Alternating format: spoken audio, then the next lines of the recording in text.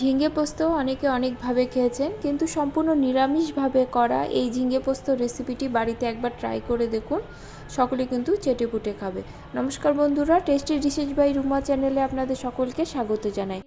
সম্পূর্ণ নিরামিষভাবে করা এই ঝিঙে পোস্ত হতে কিন্তু একদমই সময় লাগে না এবং খেতেও কিন্তু দুর্দান্ত হয়। রেসিপিটির জন্য একটা কচি মাপের ঝিঙে নিয়েছি, সেটাকে বড় আকারে কেটে নিয়েছি।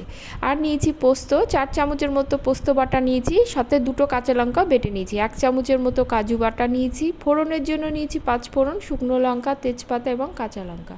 এবার কড়া বসিয়ে দিলাম। কড়াতে মোটামুটি 4 চামচের মতো সর্ষের তেল দেব। তেল গরম হলে এতে ফোড়ন দেব, 5 ফোড়ন, শুকনো লঙ্কা এবং তেজপাতা। ফোড়ন থেকে সুন্দর গন্ধ বেরোলে বড় করে কেটে রাখা ঝিঙেগুলো দিয়ে দেব। ঝিঙেগুলো দিয়ে মিনিট 2-1 মতো নেড়ে নেব।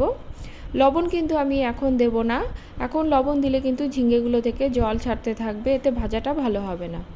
4 মিনিট ভাজার পরে দেখুন ঝিঙেগুলোর কালার কিন্তু চেঞ্জ হয়ে একটু লালচে রঙে এসেছে। এবার আমি এর মধ্যে 3 চামচের মতো পোস্ত বাটা দিয়ে দিলাম। 1 চামচের মতো পোস্ত বাটা কিন্তু রেখে দেব। আর দেব কাজু বাটাটা, দিয়ে ভালো করে মিশিয়ে নেব। মিশিয়ে নিয়ে মিনিট 2-1 মতো ভালো করে কষিয়ে নেব।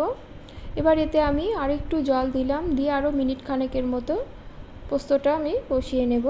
গ্যাসের ফ্লেমটা কিন্তু মিডিয়াম থেকে লোতেই রাখবো।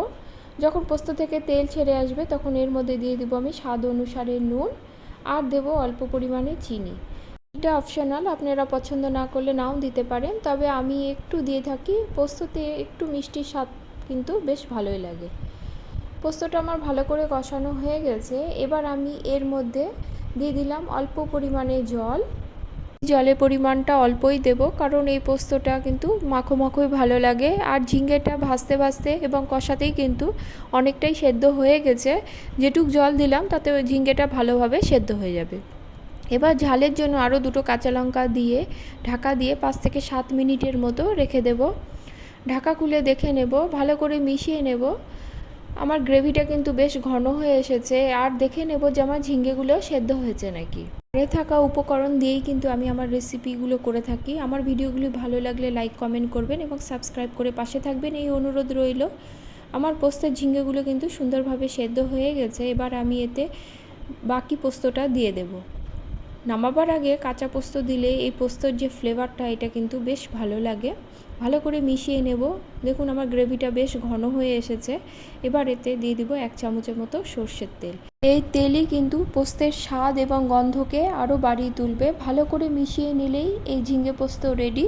এবার পরিবেশনের পালা। এই ঝিঙে পোস্ত পরিবেশন করলে সকলের কিন্তু মন জয় করে নেবে। ভিডিওটি ভালো লাগলে বাড়িতে তৈরি করার অনুরোধ রইল। দেখা হবে পরের কোনো রেসিপি নিয়ে। সকলে খুব ভালো থাকবেন। ধন্যবাদ সকলকে।